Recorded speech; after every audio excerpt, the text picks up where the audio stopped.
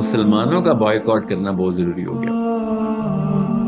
میں آپ کو اپنی مثال دے رہا ہوں. میں نے خود اپنے جتنے بھی علماء کرام میرے جو اساتذہ ہیں اس وقت پاکستان میں بڑے جید قسم کے اسکالر ہیں, ان کو میں نے کہا دوبارہ آپ مجھ سے یہ ایکسپیکٹ نہ کریں کہ آپ سے کسی قسم کا اسلامی مشورہ کروں گا, کیونکہ آپ نے اپنا لائسنس کینسل کروایا. دوبارہ یہ مت سمجھیے کہ میں آپ کے مفتی کو ٹائٹل سمجھوں گا. میں آپ کے مفتی کو صرف اور صرف ایک لیبل سمجھوں گا, کبر کا کہ آپ اپنا وہ کتبہ ہے آپ کا, بس قبر کے اوپر کتبہ ہے یہ لکھا. جو مفتی ہے نا, یہ قبر کا کتبہ ہے میرے لیے, کیونکہ مجھے آپ کا مفتی پن چاہیے تھا اس وقت. یہ ٹائٹل کی سب سے زیادہ ویلیوبل ٹائٹل یہ ہو گیا تھا اس وقت. پرائم منسٹر سے بھی زیادہ, سینیٹر سے بھی زیادہ, جرنلسٹ سے بھی زیادہ, پولیٹیشین سے بھی زیادہ, M P A M N A سے زیادہ بڑا ٹائٹل اس وقت یہ ہو گیا تھا. اچانک اللہ نے عزت دی تھی آپ کو, آپ نے کہا نہیں چاہیے عزت. اللہ تو ایسی عزت دیتے ہیں, اور کیسے دیتے ہیں کہ آپ کو بڑے رول کے لیے چن لیا, ایسا موقع کیا کہ سب مفتیوں کو دیکھنا شروع ہو گئے. مفتی کا ٹائٹل اتنا ضروری ہو گیا تھا, اور سب کے سب یک مشت. عجیب سی بات ہے نا, سوچیں ذرا, تکا لگا سب کے سب اکٹھے ہو گئے. ورنہ شیعوں پہ کبھی اکٹھے نہیں ہوئے, سنیوں پہ کبھی اکٹھے نہیں ہوئے, فضل الرحمان والے جماعت اسلامی کے ساتھ اکٹھے نہیں ہوئے. یہاں پہ تو سب اکٹھے ہو گئے کہ نہیں یہاں پہ فتویٰ نہیں آئے گا. اچھا, میں نے آپ کو کتنے سال سے کہا تھا جماعت اسلامی جو ہے نا, اس کا اندر کا کینسر بھی نظر آتا ہے. فیض آباد بند کر دینا جی, آسیہ مسیح کا کیس ہو گیا ہے, فرینچ ایمبیسڈر کا کیس ہو گیا, سے پہنچے ہوتے ہیں.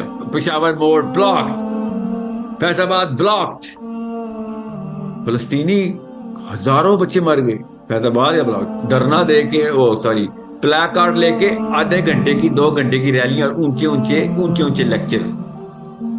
کیا بات ہے, کیا بات ہے. بتاؤں کتنی دفعہ پچھلے 10 سالوں میں آپ نے اسلام آباد پریشر پوائنٹ بنایا, کسی اور پولیٹیکل پارٹی نے نہیں بنایا, داڑھی والوں نے بنایا. یہ اب آپ نیشن وائڈ پروٹیسٹ کی ریلی نکالیں گے, اتنی مہذب ریلیاں آپ لوگوں کی. آپ تو روڈ کے سیمنٹ اکھاڑ دینے والی قوم تھے. اسلام آباد میں چڑیاں بھی نہیں چل سکتی تھی, کوے بھی بھاگ گئے تھے کہ بھائی یہاں پہ تو کچھ بچا ہی نہیں, یہاں پہ تو انہوں نے سب کچھ بلاک کر دیا. آپ تو وہ لوگ تھے. پی ٹی آئی کا ڈرنے کا کوئی ریکارڈ توڑتا تھا تو وہ طاہر القادری صاحب کی جماعت تھی, یا فضل الرحمان کی تھی, یا جماعت اسلامی تھی, کہ جی پورا اسلام آباد لاک کر دیں گے. کیوں؟ پریشر ڈال رہے ہیں گورنمنٹ پہ. اچھا, کیا بات ہے. اور جب فلسطین کی باری آئی تو اتنی کوئی پیسفل, اتنی تو کوریا اور جاپان میں اتنی پیسفل ریلیز نہیں نکلی. آپ کو اتنی پیسفل ریلی نکالنی آتی تھی تو ہمارا کیپٹل کیوں بلاک کرتے تھے ہر دفعہ آ کے؟ ہماری زندگی اسلام آبادیوں کی تباہ کی ہوتی تھی. آپ نے 2-2, 3-3 مہینے پی ٹی آئی والے کانسرٹ کرتے تھے بیٹھ کے بی چوک پہ اوپر. ٹائمنگ رکھی ہوتی تھی, میری صبح کی شفٹ ہے, میری رات کی شفٹ ہے. اسلام آباد لیکن بلاک رکھنا آپ نے. اسپتال نہیں جا سکتا تھا کوئی اسلام آباد میں. کیوں؟ کیونکہ پی ٹی آئی کی لاک کر دیا, یا طاہر القادری نے بلاک کر دیا ہوا ہے. اور ہم سوچتے تھے یار یہ کوئی طریقہ ہے, راستے میں ایمبولینس کا راستہ تو چھوڑ دو. نہیں, ہم نے کچھ بھی نہیں چھوڑنا, ہم پر حکومت پر پریشر ڈال رہے ہیں. نائس, چلو آپ کو زیادہ آتی ہوگی, سیاست زیادہ آتی ہے آپ تو وہ کدھر ہے وہ سیاست؟ اب لاہور میں پریس کلب کے باہر 3 تلوار پہ اتنی کوئی زبردست اور ارینج قسم کے پروٹیسٹ کہ نہیں, روڈ نہیں بلاک ہونی چاہیے, بس سائڈ سے کریں گے. کتنی دیر؟ 4 گھنٹے. کون آئے گا لیکچر دینے کے لیے؟ اپنے آپ کو کی نمود کے لیے آئیں گے لوگ. ہالز بک کر کے کانفرنسز ہو رہی ہیں, ہالز بک کر کے. ریئلی آپ ہالز بک کر کے کانفرنس کرتے ہیں؟ اتنی تو ناروے میں اتنی کوئی ترتیب سے پروٹیسٹ نہیں ہوتے.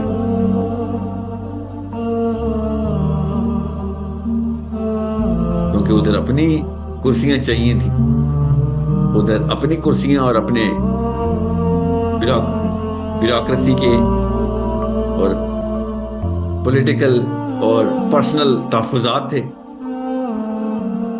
اپنے کریئر لائن پہ لگے ہوئے تھے. ادھر بچہ میرا فلسطینی لائن پہ لگا ہے تو نہیں جی ہم تو 4 گھنٹے اور کچھ اور مسئلہ نہ ہو. ٹھیک ہے میں نہیں کہہ رہا ہوں آپ اسلام آباد بلاک کریں جی, وہ مجھے پتا کیا کریں گے آپ کتنا بلاک کر لیں. میں تو آپ سے یہ کہہ رہا ہوں اسلام آباد بلاک کرنے کی ضرورت ہی نہیں ہے. I told you دماغ کی کون سی نس کہاں پہ کنیکٹ ہوتی ہے ہمیں پتا ہے. We all know how the game is played. ہم پاکستان میں تو اسلام آباد والے تو میں اسلام آباد کیوں نا, اسلام آباد میں سال میں کتنے مہینے اسلام آباد بند رہنا ہمیں عادت ہے پہلے سے, ہم اتنے ٹرین ہو چکے ہیں. سب سے پہلے کشمیر ہائی وے لاک کر دو جی. اتنی گاڑیاں نہیں میں نے لائف میں کبھی دیکھی جتنے کنٹینر دیکھے ہیں میں نے.